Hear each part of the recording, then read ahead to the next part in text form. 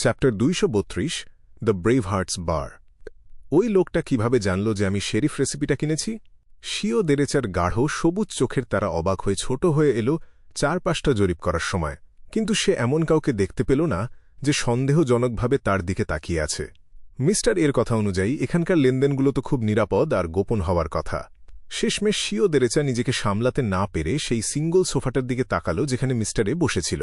Mister এর মুখটা একটা হুড দিয়ে ঢাকা ছিল। সে এখনও চুপচাপ সবাইকে মেপে চলছিল। তার আচরণে অদ্ভুত কিছুই প্রকাশ পাচ্ছিল না। শিও তার কনুই দিয়ে ফোর্সওয়ালকে হালকা গুঁতো দিয়ে ফিসফিস করে বলল, আমার কি যাওয়া উচিত? ফোর্সওয়াল কাগজের টুকরোটা নিল, একবার সেটার দিকে চোখ বুলিয়ে বিনা দ্বিধায় জবাব দিল, যাও। অন্তত মিস্টার এ তো এখনও সব কিছুর ওপর নজর রাখছে। কেউ তোমার কোনো ক্ষতি করার সাহস পাবে না, তাই তুমি সুযোগটা কাজে লাগিয়ে দেখতে পারো অপরপক্ষের আসল উদ্দেশ্যটা কি। কে জানে, হয়তো এর ফলে তুমি তোমার কাঙ্ক্ষিত পোষণ তৈরির উপাদানগুলো পেয়েও যেতে পারো। কথাটা অবশ্য যুক্তিযুক্ত। শিও দেরেচা, যে কিনা এমনিতে বেশ চটপটে স্বভাবের, সাথে সাথে অ্যাটেন্ডেন্টকে মাথা নেড়ে সায় দিল। তারপর সে লোকটাকে অনুসরণ করে পড়ার ঘরে গিয়ে ঢুকল, আর শেষমেশ একটা হুডওয়ালা আলখাল্লা গায়ে জড়িয়ে নিল। এই হুডটা আমার পুরো মুখ এমনভাবে ঢেকে ফেলতে পারে যে আমি সামনের রাস্তাও ঠিকমতো দেখতে পাই না। হুডটা পরার পর শিও দেরেচা দরজাটা খুলল। সে দেখল একটা ডেস্কের পেছনে টাক্সেডো পরা মুখোশধারী লোক বসে আছে। লোকটার মুখে একটা সোনালি রঙের মুখোশ ছিল। সেই মুখোশের ফাঁক দিয়ে তার চোখ, নাকের ছিদ্র, মুখ আর গাল দেখা গেলেও তাকে চেনা একেবারেই অসম্ভব ছিল। সোনালি মুখোশের পেছনের হালকা বাদামি চোখ জোড়া একটু নড়ে উঠল। লোকটা ডেস্কের উল্টো দিকের চেয়ারটার দিকে ইশারা করে বলল, বসো। তার গলার স্বরটা ইচ্ছা করেই একটু কর্কশ করা ছিল, তা না হলে কণ্ঠস্বরটার মধ্যে আর তেমন বিশেষ কিছুই ছিল না। শিও দেরেচা পড়ার ঘরের দরজাটা বন্ধ করে দিল। বুক চিতিয়ে আর মাথা উঁচু করে সে কোনোরকম ভয় না পেয়েই নির্দিষ্ট জায়গাটিতে বসে পড়ল। তারপর সে জিজ্ঞেস করল, তোমার কাছে কি শেরিফ পোষণের মূল উপাদানগুলো আছে? টাক্সেডো পরা মুখোশধারী লোক মৃদু হেসে বলল, হ্যাঁ, আমার কাছে একটা টেরর ডেমন ওয়ার্মের চোখ আছে, আর আছে একটা সিলভার ওয়্যার বেয়ারের ডান থাবা। সত্যি বলতে কি, তুমি শেরিফ পোষণের যে ফর্মুলাটা কিনেছ ওটা আসলে আমার হয়েই বিক্রি করা হয়েছিল। ওহ, এই ব্যাপার। শিও দেরেচার ঘনিষ্ঠ বন্ধুরা প্রায় তাকে বোকা বলে খেপাত, কিন্তু বিয়েন্ডারদের চক্রে ইস্ট বড়োর গ্যাংগুলোর মধ্যে আর গরিব মানুষদের মাঝে টিকে থাকার জন্য সে একেবারেই কোনো বেপরোয়া মানুষ ছিল না। বিপদের আঁচ পাওয়ার ক্ষেত্রে তার অন্তর্দৃষ্টি ছিল একদম বন্য প্রাণীদের মতো প্রখর। সে গম্ভীর গলায় জিজ্ঞেস করল, তুমি এমনটা কেন করছ? উপযুক্ত সাহায্যকারী বেছে নেওয়ার জন্য। টাক্সেডো পরা মুখোশধারী লোক আবার একটু হাসল। তোমার আর্থিক অবস্থা যেমন, তাতে এই দুটো বিয়েন্ডার উপাদানের জন্য প্রয়োজনীয় টাকা অল্প সময়ের মধ্যে জোগাড় করা তোমার জন্য বেশ কঠিন হবে। অবশ্যই তুমি চাইলে অন্য কোনো বিয়েন্ডার জমায়েতে গিয়ে ফর্মুলাটা বিক্রি করতে পারো, কিন্তু দয়া করে আমার কথা বিশ্বাস করো, এটা শুধু তোমার জন্য খামোখা বিপদই ডেকে আনবে। আমাদের পরিচিত গণ্ডি হয়তো এক নয়, কিন্তু এখানে আমি একা নই। শিও দেরেচা ভ্রু কুঁচকে বলল, যেহেতু তোমাদের এত বড় একটা সংগঠন আছে আর তোমাদের কাছে শেরিফ এবং আরবিটার পোষণের ফর্মুলাও আছে, তাহলে তোমাদের আমার সাহায্যের কি দরকার? এমন কিছু নির্দিষ্ট বিষয় আছে যা আমরা নিজেরা সামলাতে চাই না। এর পেছনে অনেক কারণ আছে, তবে সেগুলো তোমাকে বলার কোনো প্রয়োজন আমি দেখছি না। আর যে আরবিটাররা নিজেরাই বিয়েন্ডার হওয়ার পথে পা বাড়ায়, তাদের সবারই কম বেশি অভিজাত শ্রেণীর সাথে কোনো না কোনো যোগাযোগ থাকে। আমাদের ঠিক এটাই প্রয়োজন। টাক্সেডো পরা মুখোশধারী লোক খুব সাধারণভাবেই বুঝিয়ে বলল। মনে হচ্ছে লোকটা আমার আসল পরিচয় সম্পর্কে কিছুই জানে না। এমনকি ইস্ট বড়োতে আমার কেমন নামডাক আছে সে সম্পর্কেও তার কোনো ধারণা নেই। শিও দেরেচা এবার একটু স্বস্তি পেল। টাক্সেডো পরা মুখোশধারী লোক বলে চলল, বিষয়টাকে বিয়েন্ডার জমায়েতের বাইরের কিছু বাড়তি মিশন হিসেবেই ধরে নিতে পারো। আমি তোমাকে কিছু মিশন দেব আর কাজ অনুযায়ী তোমাকে তার পারিশ্রমিকও দেব। যদি তোমার মনে হয় কাজটা বিপজ্জনক, তাহলে তুমি সেটা বাতিল করে দিতে পারো। এটা পুরোপুরি একটা ন্যায্য আর স্বাধীন লেনদেন।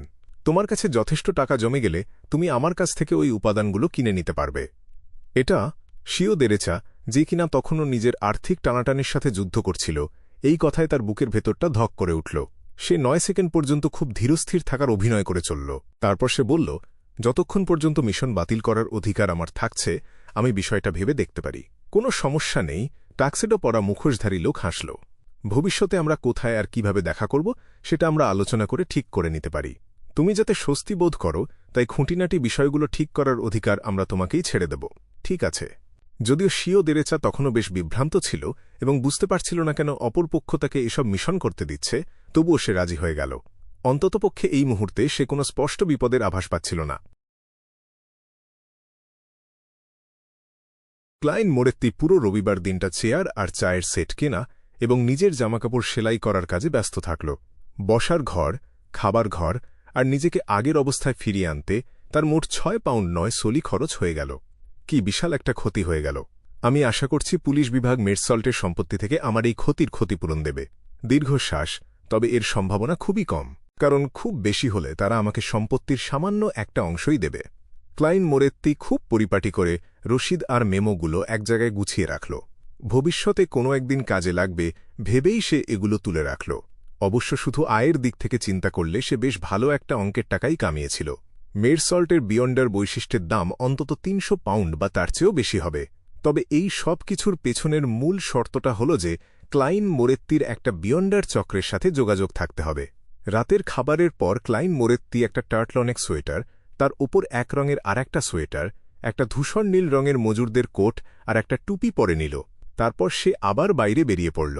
পথে দুবার গাড়ি বদল করে সে শেষমেশ ব্যাকল্যান্ড ব্রিজ এলাকার আয়রন গেট স্ট্রিটে এসে পৌঁছাল। কয়েক কদম হাঁটতেই সে দ্য ব্রেভহার্টস বার দেখতে পেল। সে দেখল বারের দরজায় বেশ ভারী চেহারার একটা কালো রঙের কাঠের দরজা, আর তার সামনে হাত গুটিয়ে দাঁড়িয়ে আছে প্রায় 2 মিটার লম্বা এক পেশিবহুল ব্রেভহার্টস বারের দরজার পাহারাদার।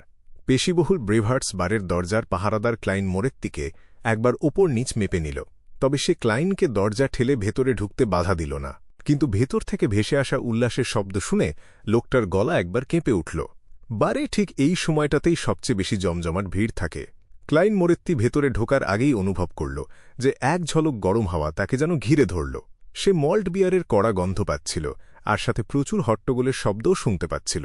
যেমনটা আশা করেছিল, বারের ঠিক মাঝখানে সে দুটো স্টেজ দেখতে পেল।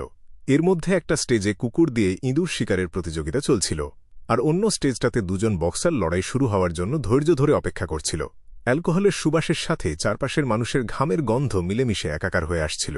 ক্লাইন মোরেত্তি তার সোনালি ফ্রেমের চশমাটা একটু ওপরের দিকে তুলে নিজের নাকটা চেপে ধরল। নিজের জিনিসপত্র সাবধানে সামলে নিয়ে সে ভিড় ঠেলে কোনোমতে বার কাউন্টারের দিকে এগিয়ে গেল। ব্রেভহার্টস বার বারটেন্ডার কিছু বলার আগেই সে বলে উঠল, 1 গ্লাস সাউথভিল বিয়ার।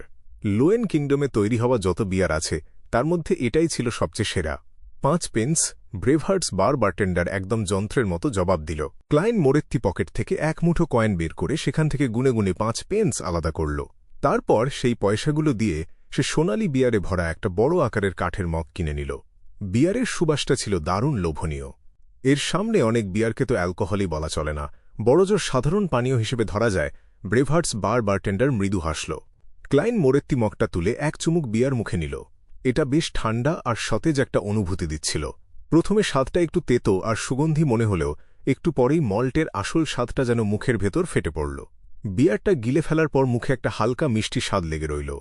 মগটা নামিয়ে রেখে সে বিয়ারের ওপর ভাসতে থাকা ছোট ছোট সাদা ফেনাগুলোর দিকে তাকাল। তারপর এই সুযোগে সে জিজ্ঞেস করে বসল, কাসপার্স কালিনিন কোথায়? ব্রেভহার্টস বার বারটেন্ডার তার হাতের গ্লাসটা মোছা থামিয়ে দিল। সে মাথা তুলে কয়েক সেকেন্ড ধরে ক্লাইন মোরেত্তিকে খুব ভালোভাবে পর্যবেক্ষণ করল। তারপর সে একপাশে ইশারা করল, 3 নম্বর বিলিয়ার্ড রুম। কোনো কিছু নষ্ট না করার মানসিকতা থেকে ক্লাইন মোরেত্তি বিয়ারের মগটা হাতে নিয়েই 3 নম্বর বিলিয়ার্ড রুমের দিকে হেঁটে চলল। দরজায় হালকা একটা টোকা দিতেই সেটা ক্যাঁচ ক্যাঁচ শব্দ করে খুলে গেল। ভেতরের দুজন লোক তাদের কাজ থামিয়ে দরজার দিকে তাকাল। আমি কাসপার্স কালিনিনকে খুঁজছি। চারপাশের নীরবতার মাঝেই ক্লাইন মোরেত্তি তাড়াহুড়ো করে যোগ করল, ওল্ড গিজার আমাকে তোমার কথা বলেছেন। এ কথা শোনার পর লিনেনের শার্ট পরা আর বড় নাকওয়ালা 50 বছর বয়সী এক লোক গম্ভীর গলায় বলল, ভেতরে এসো। লোকটার ডান চোখের কোণ থেকে শুরু করে একদম মুখের পাশ পর্যন্ত একটা বিশাল আর আঁকাবাঁকা কাটা দাগ ছিল, আর তার নাকটা ছিল ঠিক অতিরিক্ত মদ খাওয়া মাতালদের মতো, যেটা প্রায় পুরোটাই লাল হয়ে আছে। ক্লাইন মোরেত্তি হাতের মগটা নিয়ে ধীরে ধীরে ভেতরে ঢুকল। সে দেখল কাসপার্সের সাথে বিলিয়ার্ড খেলতে থাকা লোকটা যন্ত্রের মতো তার খেলার লাঠিটা একপাশে সরিয়ে রাখল। তারপর সে ঘর থেকে বেরিয়ে গিয়ে পেছন থেকে দরজাটা বন্ধ করে দিল। কাসপার্স কালিনিন খুঁড়িয়ে খুঁড়িয়ে এগিয়ে এসে জিজ্ঞেস করল, তুমি কি চাও? একটা শক্তিশালী কাস্টম রিভলভার আর 50 রাউন্ড গুলি। ক্লাইন মোরেত্তি তার সাউথভিল বিয়ারের মগে আর একটা চুমুক দিল। 3 পাউন্ড 10 সলি। কাসপার্স কালিনিন দামটা জানিয়ে দিল। এটা সাধারণ কোনো অস্ত্রের দোকানের চেয়ে নিশ্চিতভাবেই একটু বেশি দামি হবে। আমাকে যে ঝুঁকিটা নিতে হচ্ছে সেই ঝুঁকির দামও এই টাকার মধ্যে ধরা আছে। রাজি আছি। ক্লাইন মোরেত্তি তার প্যান্টের পকেট থেকে আগে থেকেই তৈরি করে রাখা 1 পাউন্ডের 5টা নোট বের করে গুনে নিল। কাসপার্স কালিনিন নোটগুলো আসল কি না তা যাচাই করে নিয়ে তারপর মাথা নাড়ল। তোমাকে দেখতে যতটা মনে হয় তুমি তার চেয়েও অনেক বেশি সোজাসাপটা মানুষ। আমাকে 5টা মিনিট সময় দাও। সে নোটগুলো বিলিয়ার্ড টেবিলের ওপর রেখে একটা ক্রাচে ভর দিয়ে খুঁড়িয়ে খুঁড়িয়ে দরজার দিকে এগিয়ে গেল।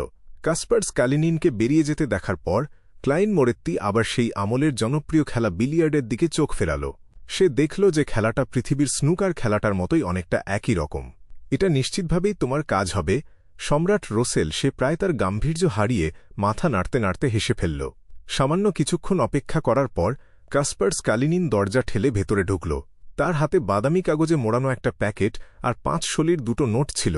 ক্লাইন মোরেত্তি টাকা আর প্যাকেটটা হাতে নিয়ে ওখানেই সেটা খুলে ফেলল।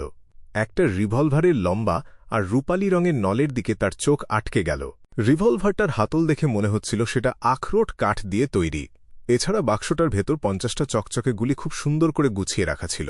ক্লাইন মোরেত্তি খালি বন্দুকটা একবার চালিয়ে দেখল। এরপর তাতে 5টা গুলি ভরে সে রিভলভারটা বগলের নিচের হোলস্টারে গুঁজে রাখল, যেটা সে কিছুদিন আগেই কিনেছিল। তারপর সে বাকি গুলিগুলো একসাথে গুছিয়ে নিয়ে কাসপার্স কালিনিনের দিকে চোখ তুলে তাকাল।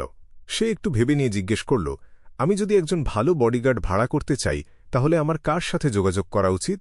খুবই ভালো মানের একজন বডিগার্ড চাই, এমন কেউ যে কিনা সাধারণ মানুষের সীমাবদ্ধতাকে ছাড়িয়ে গেছে। কাসপার্স কালিনিন তার লাল নাকটা একটু ঘষে নিল, আর তার চোখ দুটো নিমেষেই কেমন যেন শীতল হয়ে গেল। সে টানা 2 মিনিট ধরে খুব সাবধানে ক্লাইন মোরেত্তিকে পর্যবেক্ষণ করতে লাগল। এই পুরোটা সময় সে চুপ থেকে চারপাশের পরিবেশে এক ভয়ঙ্কর রকম থমথমে চাপ তৈরি করল। আমি তোমার হয়ে খোঁজ নিয়ে দেখতে পারি, তবে কেউ যে এই কাজটা নিতে রাজি হবেই তার কোনো নিশ্চয়তা নেই। মনে হচ্ছে লোকটা একটার বেশি বিয়ান্ডারকে চেনে। ক্লাইন মোরেত্তি হাসল আর বলল, ফলাফল যাই হোক না কেন, দয়া করে আমাকে আগে থেকেই তোমাকে ধন্যবাদ জানাতে দাও। কাসপার্স কালিনিন বিলিয়ার্ড টেবিলের ওপর পড়ে থাকা টাকাগুলো গুছিয়ে নিয়ে আবার বাইরে বেরিয়ে গেল। পুরো 10 মিনিট পার হওয়ার পর সে আবার নিজের ঘরে ফিরে এল। আর ততক্ষণে একঘেয়েমিতে ভুগে ক্লাইন মোরেত্তি তার হাতের বিশাল মগের পুরো সাউথভিল বিয়ারটাই শেষ করে ফেলেছিল। কোনো সিদ্ধান্ত নেওয়ার আগে সে তোমার সাথে একবার দেখা করতে চায়, কাসপার্স কালিনিন গম্ভীর গলায় বলল। কোনো সমস্যা নেই, আমি তার জায়গায় থাকলে আমিও তো আগে মিশনের কাঠিন্যটা যাচাই করে নিতাম। ক্লাইন মোরেত্তি হেসে মাথা নাড়ল। সে কাসপার্স কালিনিনের পেছনে পেছনে চলতে লাগল। কাসপার্স খুঁড়িয়ে খুঁড়িয়ে ভিড়ে ঠাসা বক্সিং রিং পার হয়ে বারের রান্নাঘরের দিকে এগিয়ে গেল। হঠাৎ কাসপার্স কালিনিন একটা জায়গায় থেমে গিয়ে একটা দরজায় হালকা করে টোকা দিল। ভেতর থেকে অনুমতি পাওয়ার পর সে দরজা ঠেলে ভেতরে ঢুকল আর ক্লাইন মোরেত্তিও তার পেছন পেছন ঘরে প্রবেশ করল। এটা একটা তাস খেলার ঘর ছিল, যেখানে 10 জনেরও বেশি লোক বসে টেক্সাস পোকার খেলছিল। ঘরে কাসপার্স আর ক্লাইন মোরেত্তিকে ঢুকতে দেখে কালো ভেস্টার সাদা শার্ট পরা একটা লোক ধীরে ধীরে উঠে দাঁড়াল। যারা এতক্ষণ তাস খেলছিল তারা সবাই একদম পাথর হয়ে গেল আর টু শব্দটি করল না। এক ঝলক তাকিয়েই ক্লাইন মোরেত্তি এমনভাবে ভ্রু কুঁচকাল যা সহজে কারো চোখে পড়ার মতো নয়। যে লোকটা উঠে দাঁড়িয়েছিল তাকে বাদে বাকি সব খেলোয়াড়দের মধ্যেই একটা অবর্ণনীয় অদ্ভুত ব্যাপার কাজ করছিল। ক্লাইন মোরেত্তি সেটা খুব ভালোভাবেই লক্ষ্য করল। তাদের সবার মুখ একদম ফ্যাকাশে ছিল, আর তাদের চোখগুলো ছিল ঠিক বন্য পশুদের মতো। ক্লাইন মোরেত্তি নিজের বাঁদিকের মাড়ির দাঁতে দুবার হালকা টোকা দিয়ে গোপনে তার স্পিরিট ভিশন চালু করে নিল। হঠাৎ করেই তার শরীরের সব পেশি শক্ত হয়ে গেল। সে প্রায় তার মুখের ভাব নিয়ন্ত্রণই করতে পারছিল না, কারণ ওই খেলোয়াড়দের চারপাশে থাকা শক্তির আভা বা অরা ছিল গাঢ় কালো রঙের। এর মানে হল যে লোকটা উঠে দাঁড়িয়েছিল তাকে বাদ দিলে তাস খেলতে থাকা ওই 10 জনের বেশি মানুষের সবাই মৃত। না, তারা শুধু মৃতই নয়, কারণ মৃত মানুষের কোনো শক্তির আভা বা কালার থাকে না। এরা সবাই ছিল তাস খেলা জম্বি। পচা গলার একটা বিভৎস অনুভূতি ক্লাইন মোরেত্তিকে ঘিরে ধরল। আর সেই সাদা শার্ট এবং কালো ভেস্ট পরা কার্ডরুমের ফ্যাকাশে লোক ক্লাইন মোরেত্তির সামনে এসে দাঁড়াল। তার মুখটাও ঠিক একইভাবে ফ্যাকাশে ছিল, আর তার চোখের দৃষ্টিতে মনে হচ্ছিল গভীর কোনো বিদ্বেষ লুকিয়ে আছে।